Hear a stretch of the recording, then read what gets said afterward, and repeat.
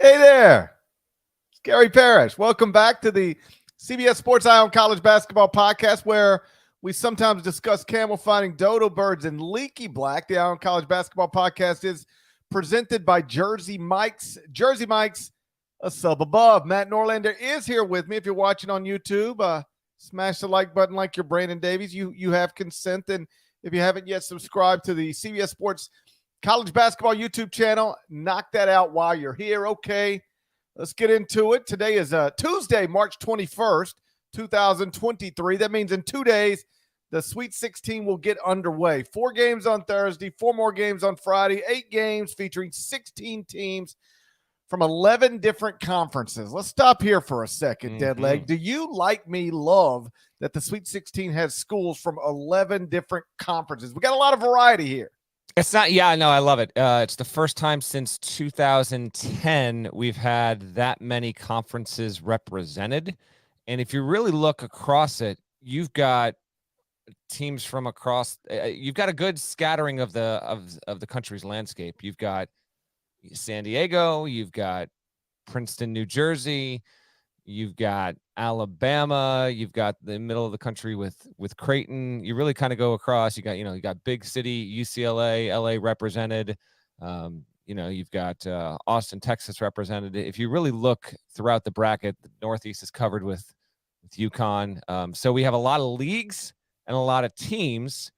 Somewhat ironically, I will credit John Gassaway. He does this every single year. He updates on his Twitter feed the average seeding of the Sweet 16, and this one is an average year. If you take all 16 teams, divide them up, the average seed in this year's Sweet 16 is 4.6. That's just about what we have on average, dating back to the field expanding from 64 teams to 64 teams back in '85. The craziest year was 2021, which was the bubble tournament, so perhaps that tracks.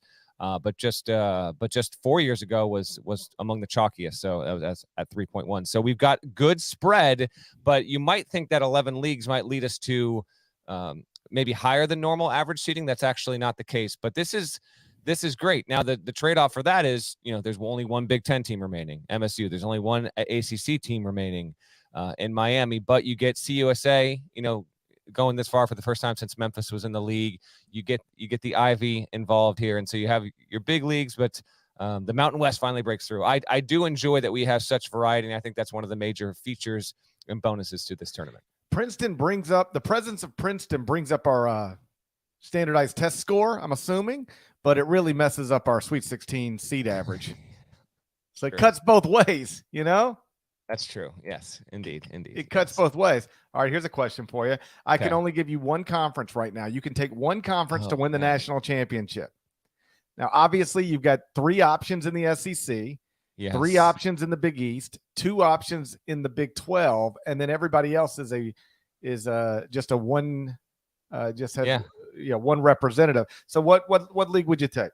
That's a good question, because we both have Houston winning it all. We had that on the night of the bracket coming out, and we haven't shifted off of that. So on one hand, you'd say that, but if you got your chances here, I mean, UConn can win the national championship. I have Creighton going to the Final Four, and I had Xavier making the Elite Eight at the start, so I'm not shifting off of those. Alabama's playing as well as anyone in the tournament, obviously. Tennessee now has a region where, to me, the East feels like throw all 4 in a hat, pull it out, and that's what it is at this point. So that's a good. I think. I guess I'd go SEC. I guess narrowly over the American, just because I have Houston. What about you? I think I would take SEC, because you get Alabama, which is technically the betting favorite now to win the NCAA tournament. And then you get a Tennessee team that is technically the betting favorite to win the East Regional. And then you would also have Arkansas as an option. If you go Big East, you do get 3 top 15 KenPom teams in UConn, Creighton, and Xavier. The SEC is 3 in the top 19 in Alabama, Tennessee, and Arkansas. I think I go SEC, but it's reasonable to look at the Big East as well. And then if you just fundamentally believe in Houston, then you could maybe put all your eggs in that basket. But I'll take the SEC. I think if you told me I had to take a significant amount of money and bet it on one conference to win the national championship, give me the Southeastern Conference. It just means more. That, well, in many ways, I suppose. Sometimes, you could argue in some cases it means a little too much. There you have it. This is the fourth Sweet 16 since 75 that doesn't have Kansas, Duke, Kentucky, or Carolina. Only 4 times have we gotten this far without at least one of those. The only previous national champs in the field, Michigan State, Arkansas, UConn, UCLA. So Parrish and I both agree that we are quite likely to get a first-time national champion. UCLA can win it. UConn can win it. Arkansas and Michigan State are much longer shots, but it feels like we are headed toward a first-time national champion. And with that in mind, there are 6 coaches that are going to be coaching in their first ever regional semi this weekend. Mitch Henderson, Rodney Terry, Dusty May, Dan Hurley, Brian Dutcher, Jerome Tang are the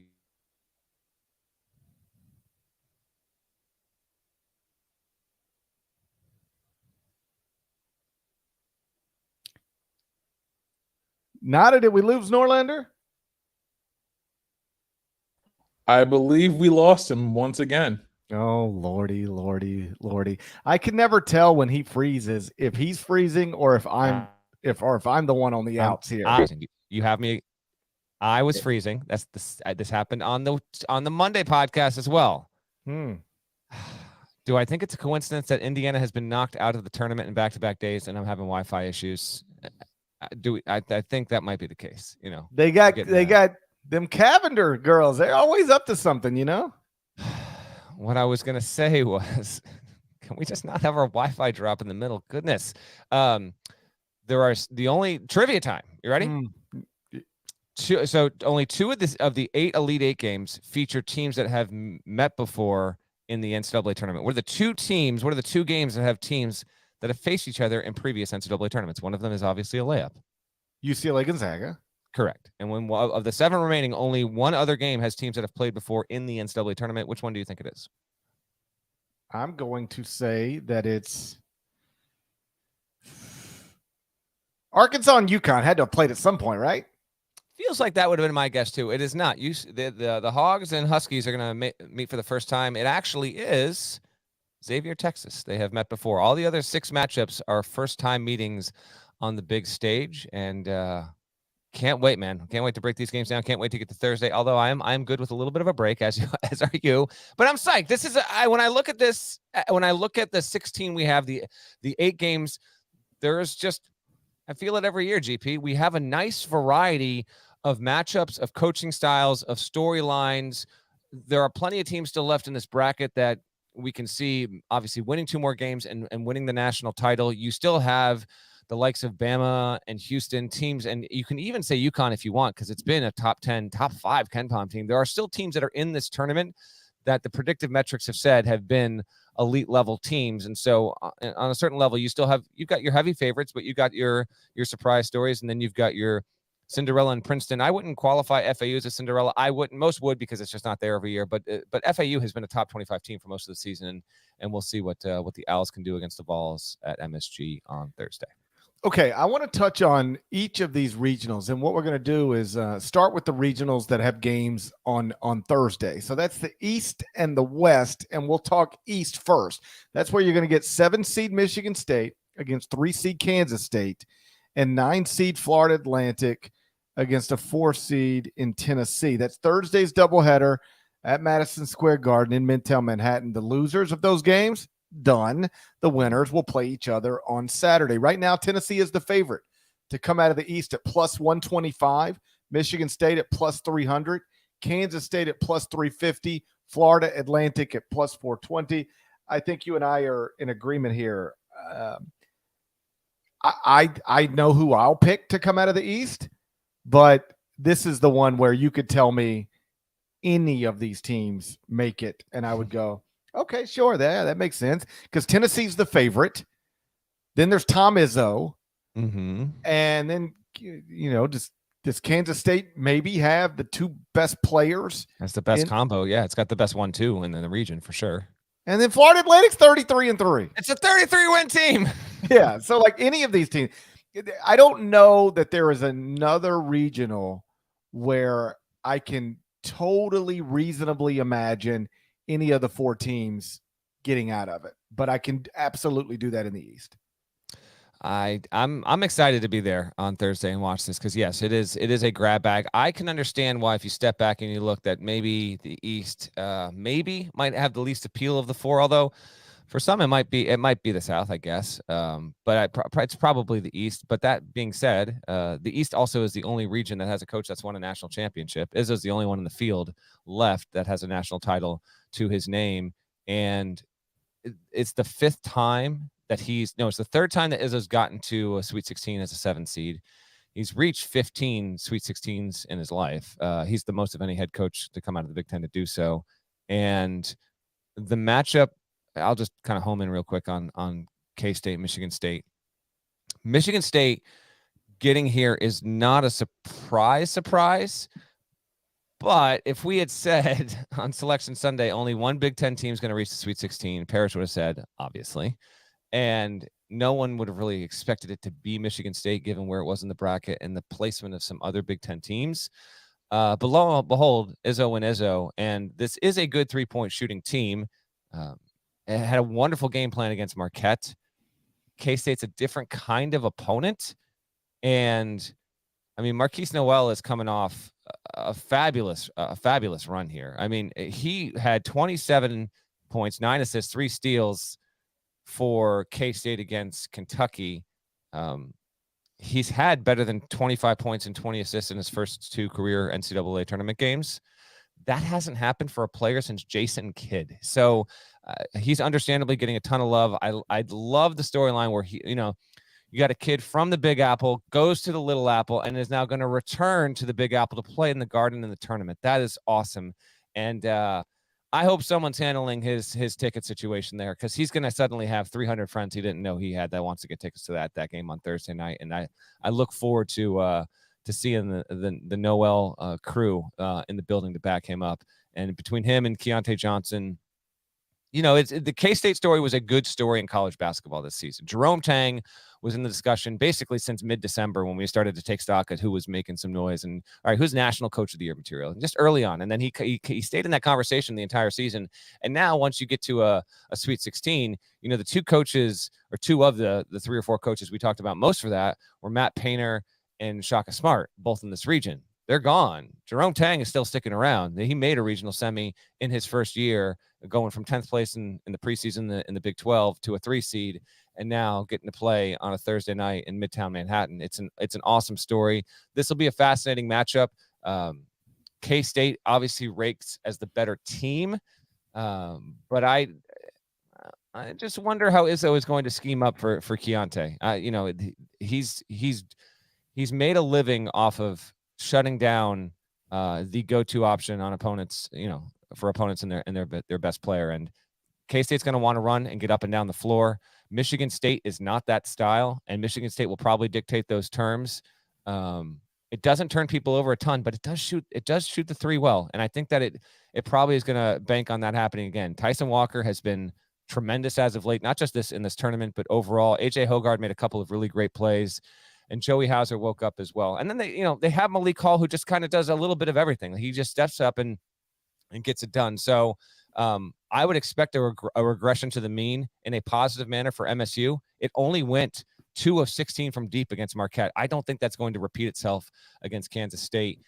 I will go with Kansas State narrowly in the game. I think that has a really, really good chance at being a very close game. I'll take them narrowly, but MSU making an Elite Eight is going to shock not one single human being on this planet if it happens. Well, you mentioned Kansas State rates better, which is true. Kansas State's 21st at KenPom. Michigan State's 25th. Regardless, Michigan State is a 2-point favorite in the game. So the books have flipped this for Tom Izzo, which is notable.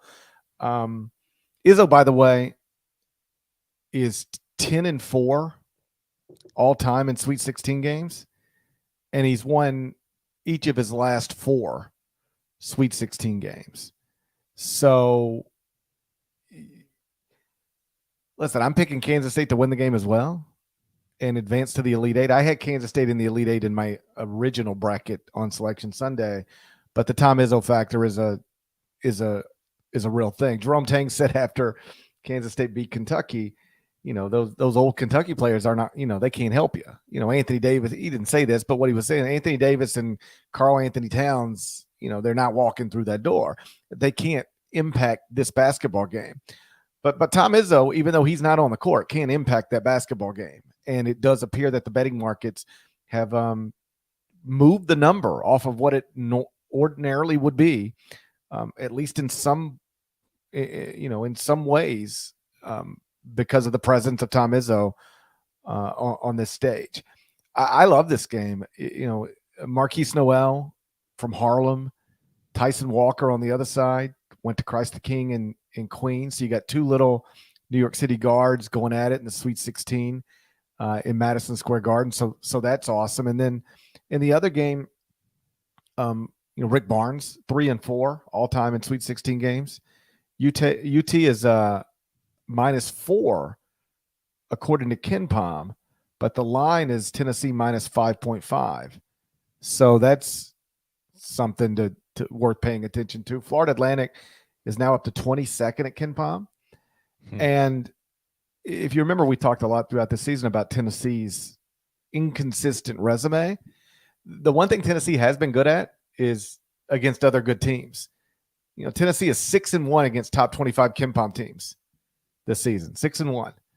Now they got 9 losses to sub 25 KenPom teams, but they're 6-1 against top 25 KenPom teams. So, it gives me a little hesitation that the KenPom number is Tennessee -4, and the point spread's actually more than that. But I think Florida. I'm going to take Florida Atlantic. I think Florida Atlantic wins the game. So obviously, I would. We just did them in. Yeah, it's over for them. We are doing Final Four and 1, and so this is one of them. Game 1. The way we're going to do the Final Four and 1 today is I'm going to pick one game from each regional. We'll do it as we go through the regionals, and then Deadleg will have his and one at the end. Oh, by the way, you've been mounted and surmounted. That's by the way. Okay. Have I been surmounted? Yeah. Nada. Can we get an update? Have I been surmounted? Yeah. I wouldn't even call it mounted. What happened to you? Norlander's up 3 games. Just like that. You kind of went 0-5 over last week. What? How did I do that? Just you being you. You took Drake. That's why. Yeah. Problem. That was a problem. It all went wrong with Drake. So.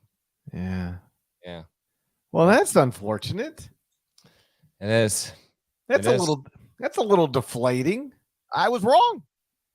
Yep. That's right. That's quite the turn of events. That's true. By the way, going region by region, this is smart by you because you know what that means. I can't do this. I can't do that for 30 minutes, so we're not done. Game 1. I'm a little deflated now. You've been surmounted is what you've been. I was under the impression I had been surmounted. I did not know I had been surmounted so dramatically. That's a tough thing to deal with on a Tuesday morning. It is. Game 1, Florida Atlantic, Tennessee. Vols -5.5. I've already let it known. I'm taking Florida Atlantic plus the 5.5. Congrats to Tennessee. It's over for them. Because I'm also taking Florida Atlantic plus the 5.5, and I'm taking Florida Atlantic straight up. FAU is going to win the game. I got Florida Atlantic straight up too. They're going to lose by 22 points. It's over for them. It's over. Dusty, Hootie, I'm happy for you. Hootie hoo! I'm happy for you. You had a wonderful season, but I'm afraid you have no chance of winning this next game because we both picked you to win it. It's over. It is. This is the first Conference USA team, as mentioned before, to make the second weekend since the Memphis Tigers in 2009. Credit to Chris Fallica, the Bear. He put this out on Twitter, though. 4 seeds are 6-10 facing teams seeded 8th or 9th in the Sweet 16 since 2000. They're 2-7 against the spread when facing them. So 6-10 overall 4 seeds are versus 8 or 9s. Keep that in mind. Janelle Davis, by the way, has been a dude for the Owls, man. 29 points, 12 rebounds, 5 assists, 5 steals in FAU's win over FDU. The first player to ever do that in a tournament. FDU couldn't sustain itself down the stretch. FAU pulled away, and it was basically because of Davis. Davis single-handedly outscored the Knights over the final 8+ minutes of that game. Listen, the reason in all seriousness, the reason why I'm taking Florida Atlantic in this one is 33 wins. It's got experience up and down the roster. There is no team that is in this tournament that is more experienced playing with each other and has a deeper bench. And I actually think that does matter with the way that Dusty May and this team plays. They get out and guard you beyond the 3-point line and on the interior. They are reliable in that regard. Now, to get here, FAU needed a break from the officials because Memphis probably should have had that timeout. They called a jump ball. The arrow went to the Owls, so they got that near the end of the game. And then they were able to rally late, but they didn't shoot well for the majority of that game against FDU, 16 seed, maybe got a little bit tight. Now they're here. FAU has been abnormally subpar shooting the ball basically since it got to postseason play. It played well against UAB, but first couple of CUSA tournament games and then against Memphis and FDU, it just hasn't been shooting well. Tennessee is not the team to break that trend against, normally speaking, but maybe the hoop gets a little bit bigger there. The Vols are coming off such an extremely impressive defensive performance. They jumped UCLA. They're now the number 1 per possession defense again in college basketball, according to Ken Pom. So it's going to be difficult. Teams are only shooting 26.4% from 3-point range against Tennessee. That has been something that has been existed since the start of the season. On average, FAU shoots 36.7. If you're the Owls, you're hoping you play well and you're above 30%, and you take the hockey shifts and hopefully you show out. It'll be interesting, but I'll take FAU to win straight up, which means I've got Owls versus Wildcats in the Elite Eight. To the West Regional. It's where we got 8-seed Arkansas, 4-seed UConn, and then 3-seed Gonzaga against the 2-seed UCLA. That's Thursday's doubleheader. It's out at T-Mobile Arena in Las Vegas. Losers are done. Winners play Saturday. UConn, UCLA are actually the co-favorites to come out of the West at plus 210. Gonzaga's plus 225. Arkansas plus 550. What interests you about the West Regional? Pretty much everything. This is the best 2-pack on the board, as far as I'm concerned. I think many people, if you're not invested in any of specifically the other teams playing, you might agree. You might even agree, regardless of that. It is incredible that Gonzaga's made an 8 straight Sweet 16. That's now the 3rd longest streak in the history of the sport since the bracket expanded. Anyway, only Carolina and Duke did better. Carolina went 13 years in a row, 81-93. Duke went 98-06, and now Gonzaga's done it 8 straight years. Timmy, by the way, love to see it. We talked to Timmy obviously recently on the pod because I did the big feature on him, and Gonzaga, had the standalone stuff with the WCC title run. He's now had, and this graphic was flashed on the screen, so if you were watching, you would have seen it on Sunday. But he's now in this company. He's had 20 or more points in 9 tournament games, 1 more, and he's going to have the record. He's going to have the most 20-point. If he gets 20, even if Gonzaga loses, he gets 20 against UCLA. He has the record right now. Rip Hamilton, Corliss Williamson, Glenn Rice, Danny Manning, Elvin Hayes, and Bill Bradley. Come on, man, that's incredible company. So, and I love the F-bomb to Andy Katz over the air. I thought that was all too appropriate for Drew Timme. Gonzaga's, it is looking like the team that people thought it should look like when they picked it to reach the regional final here or make the Final Four, and it's going to go up against the UCLA squad that I think has comported itself pretty damn well. This is the team that's 3rd overall in Ken Pom, 2nd in defense. And it got a good game from Northwestern. It did, but Jaime Jaquez was awesome again. And I thought Amari Bailey played pretty well. Singleton went down. I guess he's expected to play. I mean, I don't know if we have that 100% confirmed at this point, but after the game, Cronin and Singleton basically shrugged it off, which is great to see. I hope he's on the floor. I want to get the best game possible, and this game will land on the 17-year anniversary. To the day, I think, right? I've heard a few people say that, so I'm taking it for the word. I don't actually, what, GP, I'll check this in real time right now here. Who do you like in Gonzaga versus UCLA? Because this is the best. This is the best of the regional semis, all 8 games. That's my favorite game. of the Sweet 16. I will take Gonzaga to win the game. Obviously, there's history between these two programs. Just 2 years ago is when you had Jalen Suggs at the buzzer in OT in the Final Four, bubble Final Four, banked it in. Bill Raftery with the call. He said, quote, "There are onions, Jim, and then there are major onions with a kiss." Yeah. And, of course, the game you're referencing is the 2006 game where the Zags were up 71-62 with 3:14 left. And then UCLA scored the final 11 points to win the game 73-71. I went back and watched the end of this last night. Oh, gosh. Oh, it's hard to watch. It is the 17 year to the day, 17 years when they play this game. It will be. Yeah. So they're up 71-62 with 3:14 left, and UCLA closes on an 11-0 run, wins the game 73-71. Everybody remembers the picture, the visual of Adam Morrison sitting on the court crying. He started crying before the game was over. Correct. Like the game is still up for grabs, and he's already in tears after his team had collapsed the way they had collapsed. It's trivia time. Okay. By the way, as you say this, that is a choke. Gonzaga choked that game. 17 years removed. It takes two to tango on this kind of stuff. It's one of the most. Whatever. Go ahead with the trivia. They lost the game, man. Let's doing it. That's a lot like 2008 Memphis, Kansas. Where the Tigers were up 9 with less than 2 to play, and sometimes people will get into these they'll ask questions like, "So did they give it away, or did Kansas win it? Did Memphis lose it?" Memphis lost it, and in this one, Gonzaga lost it. Yeah. Simply put, you can't be up 9 points with less than 2 to play and lose unless you lose it. I don't care how well the other team plays; you have to contribute to it. Yeah. And it's the same thing here. If you're up 9 with 3:14 left. There's no way for you to lose unless you contribute to it. You lose Batista it. With the catch. What's the trivia? God, well, that's the Gonzaga had a decent shot at the buzzer to tie it. Who took the shot? Come on. Batista with the catch. It was J.P. Batista. He got a pretty good look. He did indeed.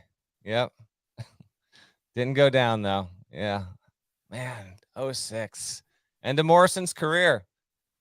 What's going to happen here on Thursday? T-Mobile Arena.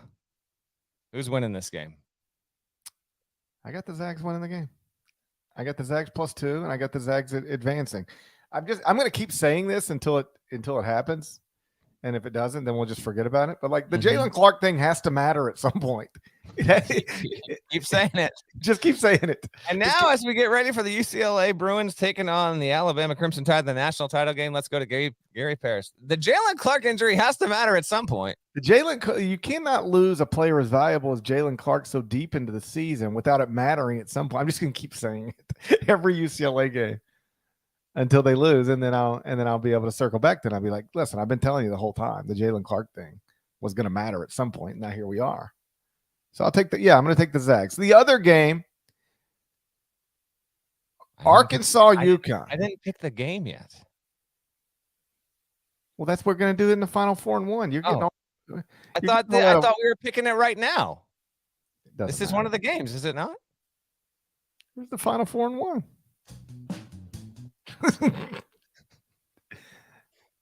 So are we picking it right now? I don't care. Look at me. Does it look like I care when we pick this game? We're picking it right now. Okay. What's the line? UCLA -2. Game 2. What's the name of this damn place? Where are they playing this game? It's T-Mobile Arena in Las Vegas and T-Mobile Center in Kansas City. I think a double T-Mobile situation. We got 2 T-Mobiles in the regionals. We got 2 T-Mobiles. Situation here. Yeah. I'm taking Gonzaga. Oh gosh, we're dooming programs left and right here. Gonzaga to cover, Gonzaga to win. What do you want from me? Got to do it. Drew Timmy show goes on. Gonzaga gets it done. Atones for 2006. Adam Morrison, by the way, will be in the building. He does radio for Gonzaga, so he will be there. Won't be the same building. Will be the same regional against the same team. Only one coach will be the same. By the way, this is the Short Kings region. Have you noticed that? I mentioned this before, I think, on our Sunday pod, but they continue to move on. Muss, Cronin, Few. Dan Hurley is the tallest of the bunch, and he's like 6 feet, 6'1". Who's the shortest of the bunch? I think it's Cronin. I do. I think it's Cronin. But it's a tough call. An enterprising reporter that's going out to this needs to get those coaches all together and get them in a lineup like usual suspects. Just get them right there, side by side. I think Cronin's the shortest. We need Mick to take his shirt off like Muss. Yes. Listen, I don't think it'd be hard to convince Hurley to do it if they won. Muss already promised that he's taking the shirt off again if Arkansas wins. Hell, he might take it off if they lose. I think, Few's got a decent build. Can we just make this the shirtless region? Can we just get a shirtless celebration in both? How about this? If you had to take any region and you have all 4 coaches have to go topless, what package of coaches is best equipped to be topless? I think it's the West. It's not even close, is it? Let's go through it real quick. So you got Oates versus Dutcher, and you've got Henderson versus McDermott. Let's move on. You've got Dusty May. Dusty Good looking May, dude. He's put together. Dusty May. I think Dusty May would look fine with his shirt off. Barnes. I think Rick would look fine with his shirt off. Oh, do you? Okay. I think so. For a man his age. On Izzo, how's that show looking? And then you've got Jerome Tang. He's doing well for himself, but we'll move on. And then you've got the Midwest, Kelvin Sampson versus Jim Larinaga. Let's definitely move on. And then at the bottom, we're going with Sean Miller and Rodney Terry. The answer is the West. The West, man. If you got to see one regional's coaches all topless, you definitely want it to be the West. I think that's what we've established. We got the chat is saying Musselman 5'7", Cronin listed at 5'8". I could believe it might be Muss, but I think it might be Cronin. We've got to figure this out. Can someone determine this before? Did it really just have that segment? Where else are you going to get a Sweet 16 breakdown on which regionals coaches would look best topless? Where else are you getting that? You know what? I should be, even though we've already done it, I'm going to tweet this out right now as if we're about to talk about it, and this is going to be pure clickbait. Come watch our podcast. We're going to talk about which set of coaches you'd rather see shirtless in celebration. Go ahead and preview this UConn Arkansas game while I do this. Where are you at on Nick Smith? He only played 16 minutes in the round of 32. Our friend Seth Davis had a Sweet 16 preview at The Athletic earlier today. He wondered, has Eric Musselman moved on from Nick Smith Jr.? What do you think? Has Eric Musselman moved on from Nick Smith Jr.? In what regard? Is he a 16-minute-a-game guy now? I don't think so. I think they're going to need him to play really, really well in this game in order to beat UConn, because I just watched UConn have its way with both. Like, UConn got a good push in the first half from both Iona and St. Mary's, 2 drastically different teams. And then, Hurley downplayed the halftime adjustments, and that's fine, but there were adjustments nonetheless. I mean, it was a combination of the roster construction of UConn and what Hurley and his staff were able to do, and they just ran away from both those teams, won by a combined 39 points. Arkansas will not be able to buck that trend if that were to happen. Like, they're going to need Nick Smith to show up, show well, and won't just, Ricky Council's been very, very important. Maybe this is the Anthony Black breakout game. I don't know, but Arkansas getting here to this point and playing a really good game against Kansas, playing an even better game against Illinois. As long as, they get those guys, Devo Davis coming off of one of the best games of his career. It's a fascinating matchup. It can go either way. UConn is objectively the better team, but Arkansas, been to 2 straight Elite Eights. It's actually trying to get to an Elite Eight for the 3rd straight year for the first time in program history. Never done that. It's a victory away from pulling that off. But this is my and one. Are we doing this out of order, or are we circling back on this? How's this working?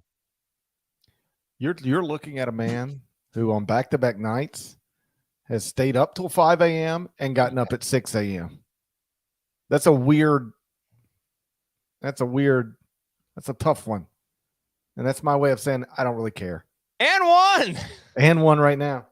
It's UConn minus 3.5. This game will tip at 7:15 Eastern on CBS on Thursday. Who you got? I'm UConn minus 3.5. At some point, the Jalen Clark injury has to matter. It has to matter for Arkansas. You're absolutely right. At some point, the Jalen Clark injury has to matter for Arkansas. That's correct. At some point, it's going to be a factor for the Hogs. People have been ignoring this for weeks at this point, and I'm done with it. I will also take Connecticut to win. Adama Sanogo, first player since Blake Griffin in 2009 to average better than 25 and 10 and shoot 70% or better from the field through 2 tournament games. He's been awesome, but it hasn't just been him. UConn has been able to get plenty out of Tristan Newton. Jordan Hawkins took a minute to wake up against St. Mary's, but wake up he did. And when Sanogo goes out and then they put Klingon in, and just there's no other team in the country that has that. You know, the guy that would be a starting big on almost any other team in the country is coming off the bench, and UConn can competently go 9 deep. The roster is very good. This is the first Sweet 16 for Hurley. I get that, but I will take the Huskies. There's a reason why they are in the top 5 for shortest odds to win the national title. So I got them winning and covering. We're going to get to the South Regional next, but first, a word from our partners. Absolutely magisterial here.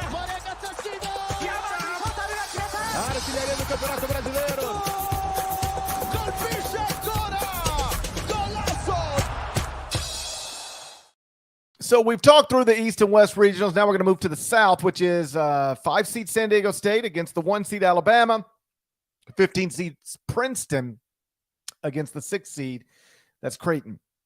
It's Friday's doubleheader. It's at the Yum Center in Louisville. Losers are done. Winners play Sunday. Alabama's the favorite to come out of the South at minus 140, so a pretty heavy favorite there. Creighton at plus 200. San Diego State plus 575. Princeton plus 2,000. What interests you about the South? Both the games have a good chance at being close finishes, tight in the final couple of minutes here. Alabama, San Diego State. SDSU's defense, I think, is going to get Alabama into a little bit of a blender here. The Tide also play good defense. I think this game could well be decided under 70. Crimson Tide, what will we get from Brandon Miller in this situation? He didn't score against Texas A&M Corpus Christi, and then against Maryland had a good game. He had 19 points and 7 rebounds. Quinterly was tremendous in that game, and they got some good stuff out of Bediako there. But San Diego State's a different kind of opponent. It has rated well for most of the season, but particularly in the past month, it's really turned it on. And SDSU is probably a tricky scout for Bama in terms of, you look at them and they've got Trammell, who's 5'10", Lamont Butler's a little undersized, Matt Bradley, he can play like he's almost like a college poor man's version of Charles Barkley. Like he's 6'4", but he can step out and shoot, can be a really good rebounder, stays on the floor, has tremendous stamina. But they're not overloaded. Like Nathan Mensah's a big, but they're not overloading you with size, but they are pushing you back with their toughness there. And I think that Bama's going to get a good push. I'm going to take Alabama to win the game, but something about this one tells me that the Aztecs are going to be able to keep it close and keep it low scoring, because they've been able to do that a lot this season. Only one loss for this program, by the way, since we got to February for San Diego State, so it has also played well as of late. I take that into consideration. Creighton, Princeton, it's just fun to have this game on the board, man. Fun to have a 15 again for a third straight year. These are blessed times we're living in. Creighton, I barely saw any of the Baylor game because of what I was doing in Albany. I caught like a minute here, a minute there. But from what I saw and just kind of checking in afterward, it was just, they were in control of the game, and Baylor's defense let it down like it did most of the season. And so here we are.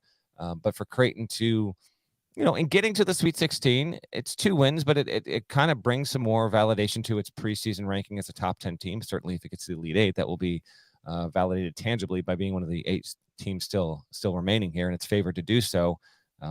It is going to be a lot for Princeton. Princeton was able to dictate almost everything in the Arizona game and the Missouri game. And those are two high-scoring teams that were held to season lows or near season lows in those games. Doing it against Creighton isn't going to be the same exact deal because Creighton is way more stout defensively than Arizona and Missouri. It's got more weapons. It's got better. It's got size, toughness, athleticism, NBA players on the roster. And so I think this is a little bit tougher of an ask. And I will take Creighton to win. But Princeton even getting to this point is amazing stuff. And I'm very, very excited to watch that game. On Alabama, San Diego State, you got two teams that are both ranked in the top 5 in the country in adjusted defensive efficiency. Alabama 3, San Diego State 5. So this is, two of the best defensive teams in the country. And Nate Oates will be coaching just a few days removed from Nick Saban, intentionally or unintentionally, taking a pretty solid shot at him. Did you see these quotes last night? I did. Yes. So Alabama had a defensive back named Tony Mitchell, got arrested in Florida. He was clocked at 141, had a whole bunch of weed in the car, gun in the car, a lot of stuff you're not supposed to do. And Alabama suspended him while it gathered more information about the situation. That's an interesting approach. The Alabama football program decided, you know what, we're going to suspend you until we can gather some more information about the situation. It's obviously not how the basketball program handled the Brandon Miller situation. Nick Saban's quote, "Everybody's got an opportunity to make choices and decisions. There's no such thing as being in the wrong place at the wrong time. There is cause and effect when you make choices and decisions that put you in bad situations," end quote. Did you interpret that as a not so subtle shot at Nate Oates in the basketball program, or he just happened to use the same wrong place, wrong time choice of words, but it was unintentional? Random, I just got a text like 2 minutes ago. Tobin Anderson is going to Iona, by the way, FDU's coach. So I'm sure that's out there on Twitter right now. But yeah. Yes, so it's out. It's out there. It's out there. Okay. So so Tobin Anderson to Iona, that was suspected, but FDU is now looking for a coach, and Iona has replaced Rick Pitino in less than 24 hours. As to your question there, I think that there was someone from Alabama on the football side, communications said that this was not intentional. Of course, they're going to say it wasn't an intentional shot. It might not have been intentional, but I think if you're Nick Saban and you're living around that area and you've heard that phrase used in a critical manner, like on some sort of subconscious level, it just creeps in, and it's a common phrase. So I don't think he did it to take a shot at Nate Oates, but obviously it did stand out. Yes, it very much stood out. And even though it's on the football side, it's just yet another thing. These are after effects of the things said and decisions made and not made about Alabama amid all this. And so, it just continues to be the story that we knew it would be. And we'll see how they play against San Diego State. They looked really, really good through the first two rounds, but now is when the competition becomes even tougher and the lights get even brighter. So this will technically be game 3 of the Final 4-1. It is San Diego State, Alabama, Crimson Tide -7.5. I have to go opposite of you here. That's right. I have San Diego State. I have San Diego State covering here. You're going to make me go against my Aztecs? Yep. I don't get to root for my Aztecs? You can root for them, but you have to take Alabama per your own rules. Damn it. Got too many rules on myself, Yep. I've handcuffed myself with too many rules. It's the story of my life. All right. I got to take Alabama -7.5. But just know I believe in my Aztecs. I actually like it sincerely. I think Alabama wins the game. I think it's close. I think I would, if I were free to make my own decision here, I would take San Diego State plus the 7.5. But I'm not free to make my own decision, so it's Alabama -7.5. Let's go to the Midwest Regional. Yep. 5 seed Miami, 1 seed Houston, 3 seed Xavier against the 2 seed Texas. That's Friday's doubleheader at the T-Mobile Center in Kansas City. Losers are done. Winners play Sunday. Houston's the favorite to come out of the South.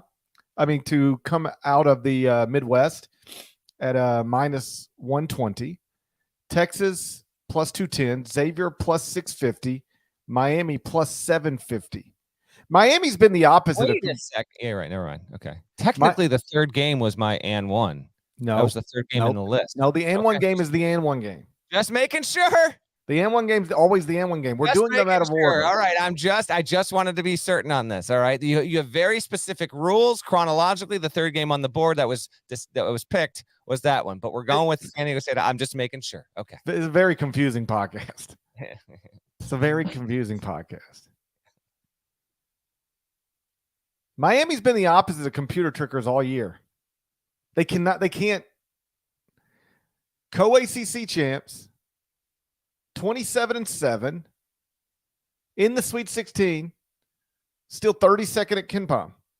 They started 42nd at KenPom this season, dropped to 50th at one point, still only 32. I believe Princeton is the only team lower at KenPom left in this NCAA tournament. Princeton down at 91. Opposite of computer trickers. How's that sitting with you? I don't know. I don't know what to make of it. I mean, I think at some point it catches up with you. I mean, the Jalen Clark injury has got to matter Okay. at some point. And a game against the number one seed Houston Cougars seems like a place where this could – we might look up at the end of this and say if Miami would have had a healthy Jalen Clark, it could have turned out differently. You know? Yeah. I know. This is my new thing I'm going to do. Okay. Everyone's aware. The thing Every is, you need to do it on CBS Sports Network. Every time a team loses, no matter the team, do it on television. is what you need to do. no matter the team, every time a team loses, no matter the team, I'm just going to say, if Xavier played hard and they were in it, man, they were in it to the final couple of minutes. And it's just hard not to think about, like, if Xavier would have had a healthy Jalen Clark, this could have been a different story. Yeah. And then we'll go straight to Miami, Houston. And I'll be like, I don't want to sound like a broken record, but if Miami would have had a healthy Jalen Clark, I could have seen this go down differently. Every team left is just a healthy Jalen Clark away. That actually might be true. I think it is true. I think you're onto something. I think I am onto something. Everybody else out there is talking about what UCLA could maybe do with a healthy Jalen Clark. I take it a step further. I tell you what everybody could do with a healthy Jalen Clark. It's true. Did Houston get a little push from Auburn? And then are we going to look up and it's in the Final Four, having, torn through this regional? I'm not all the way there on that. I don't know. Miami was really impressed. Now so Miami, it went on a 16-1 run to beat Drake. Like, Drake almost had him. And then Miami got through that. It got a push from Indiana. That was, I was there courtside in Albany. That was supremely impressive what the Hurricanes did to knock the Hoosiers out of the tournament. And they got it from everyone. Like Norchad Omier. Remember when we were unsure if he was going to play to start the tournament? Dude had 17 rebounds. He is a beast. The dude is him against Jarris Walker in this game is going to be incredible. Incredible. And then the wings, Wong hit the big three from deep to kind of to seal it. But Jordan Miller continues to be just awesome. Nigel Pack is a threat as well. Wooga Poplar, come on, man. Best name left in the tournament? Wooga? Love it. They're real, man. They can Miami can win the game. No doubt. What's the line here, GP? This isn't even a Final Four in one game, is it? I'm picking it anyway. What's our line? You don't have it, do you? Oh, I can get it right here. It's the Miami game. Houston minus 7. I picked this for the site. I think I took Miami to cover, and I will go here, but I'll take Houston to win.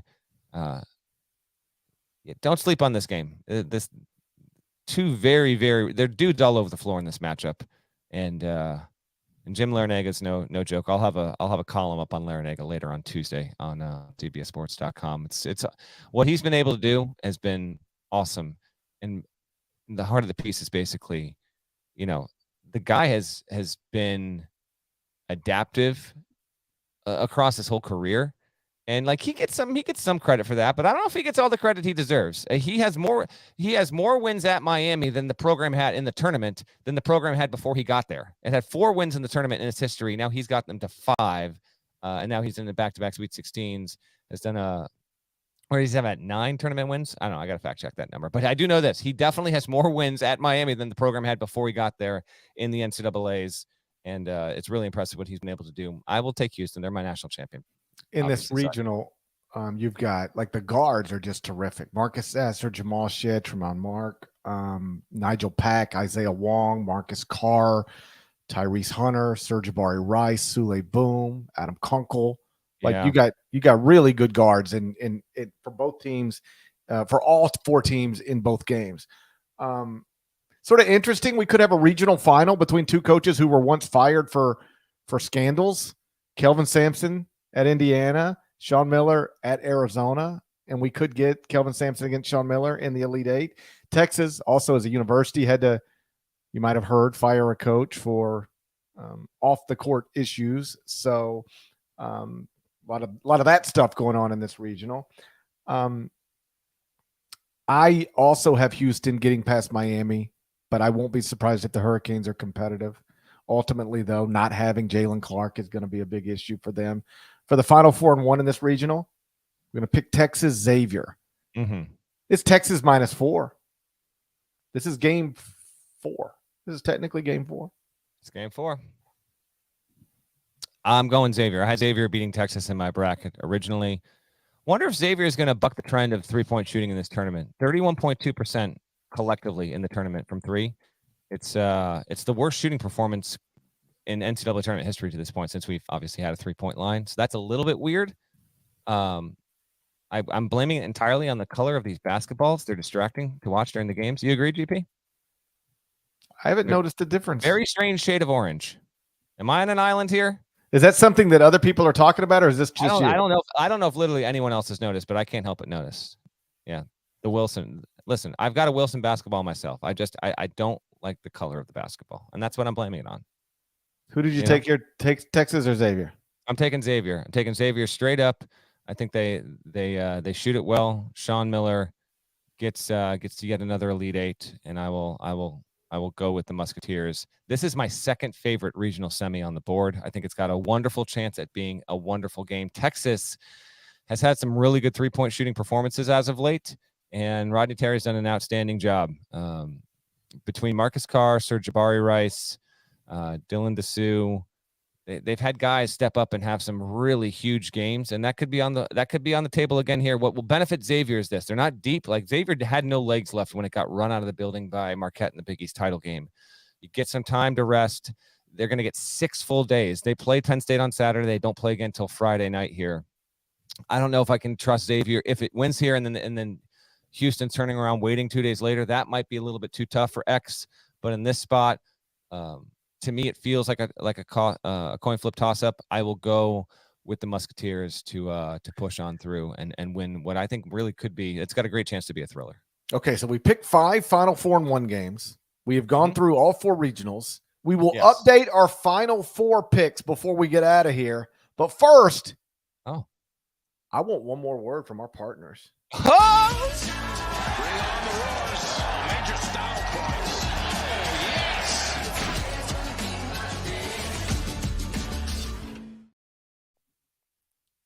Deadlick, how many Final 4 teams you got left in your original bracket? 3. What about you? 3 as well. All right. What 3 do you have? Houston. Yep. Alabama. Nope. And okay, this shouldn't be that hard.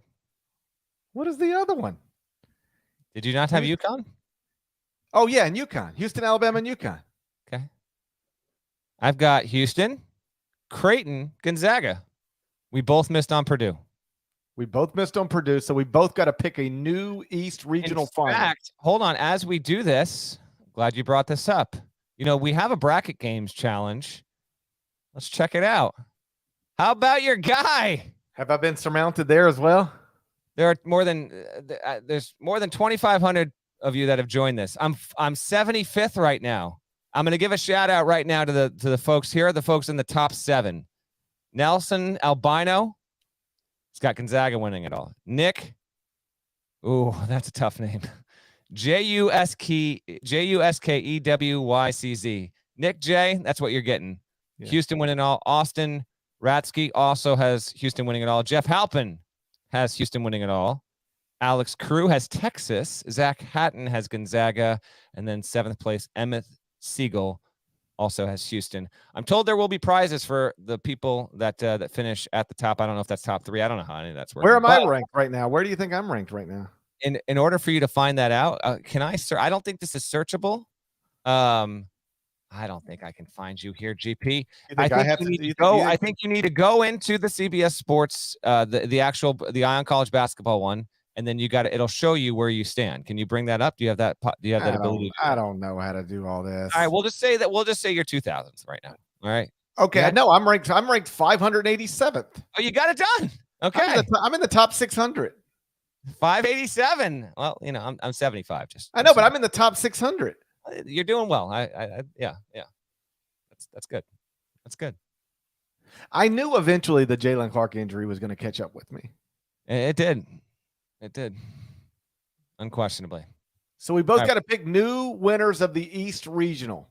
Who do you have winning the East Regional now? Hootie who? Florida Atlantic, FAU, Dusty May. Let's go. Owls swooping right out of the Garden and down into Houston. 33-win team. They win a grinder against Tennessee. They go up against K-State. That bench depth comes in huge. They have a huge breakout shooting performance in a regional final in Madison Square Garden. They get it done. And for what? The 6th, 7th time in the past 17 years, we have yet another Cinderella type story in the Final Four. From George Mason to Butler to Wichita State, VCU, Loyola Chicago. FAU is the next group in line. Dusty May and the Owls are going to Houston. That's my pick. I've got Kansas State. Well, you sound thrilled. I am thrilled. What would be better than Kansas State? Jerome FAU. Tang? Okay, maybe FAU, sure. But Jerome Tang in the Final Four in his first season as a Division I head coach? It'd be something, man. It really would. Keontae Johnson helping a team get to the Final Four. Last time Kansas State made a Final Four was?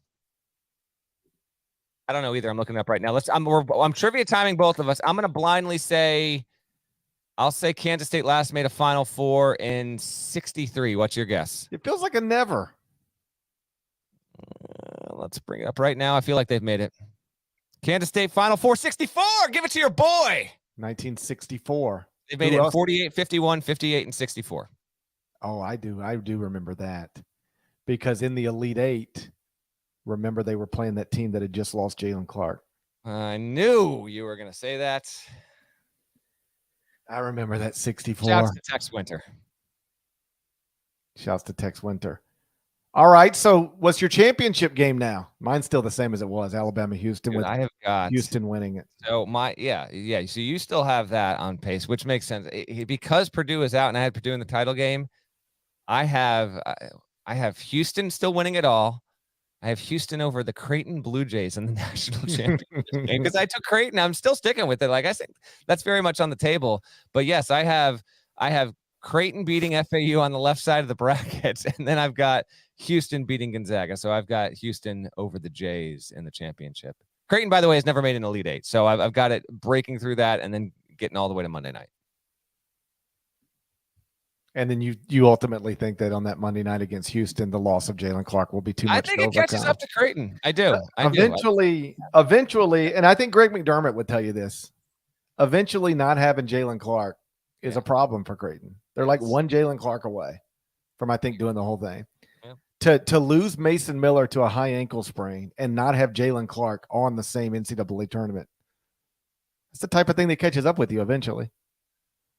I agree. How many HQ hits you got today? I'm not sure actually. I'm not sure. Might be. I guess I might be interviewing Drew Timmy on HQ though for tomorrow. So keep an eye out for that. Get him to cuss at you. Should I try? I will have to run that by the bosses, but if they are clear with Timmy cussing on HQ, then maybe that's become a thing. By the way. Oh, everybody's cussing. Everybody's Everybody's cussing. Everyone's just like F it. Jamie Erdahl handled it the best. Did you see Jamie's? I did. Yeah. I mean, Jamie didn't cuss. Who cussed with Jamie? It was the FAU player. By the way, Nada, we're doing this live in real time on YouTube. Is that going to be is that going to be on the audio version, that montage I sent you, so people will have actually heard that? Yeah. That montage that I completely spaced on doing at the beginning of the show. Yeah, that will be on the audio version. It will not be on the video version. I apologize for that. If you've got to the end of this podcast, you heard our HQ producers had this awesome montage of first weekend stuff, and in that is the Erdahl clip with yeah. So I think he cusses and then he goes, "Oh, I'm sorry," and Jamie's like, "It's fine. It happens to all of us. We're on True TV. We're on True TV." Was the funniest part. I know. Yeah, I think it was Janelle Davis that did that, but no, it was awesome. And yeah, you had Jamie had an awesome weekend on the sideline. She had the moment with Tobin Anderson where she put her arm around him. Like it was a nice visual. I think having done some sideline reporting myself, I felt like she was just trying to make sure, like, you're not leaving me. I got my camera. We're right here because there's a hectic scene, but also it just made for a nice visual. I thought she handled that. Agree. I thought she handled that great. And then it's okay to cuss. We're on True TV. Also excellent. And Shaka gave her the milkshake. And Shaka gave her a milkshake. It's a big weekend for Jamie. Big weekend. Yeah, it's been awesome. It's been an awesome tournament so far. 2 days away. Sweet 16 coming right around the corner. I might see you in New York again. You might. You very well might. I'll be there Thursday night for the garden party, and that'll start with MSU K-State, and then FAU Tennessee is after that, and the other two are Vegas and UConn Arkansas is the first tip, and then Gonzaga UCLA is the second tip. Those games are on CBS. The garden games are on TBS. I think that's a podcast. It's a podcast. We're good to go. Shouts to Devin Downey. Shouts to Chester, South Carolina. Shouts to Huck. Shouts to Larnell.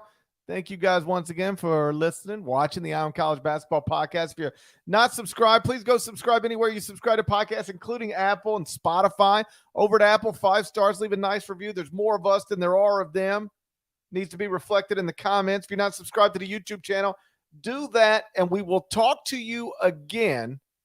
I mean, who knows? But at the very latest, late Thursday night after Thursday's Sweet 16 games. Till then, take care.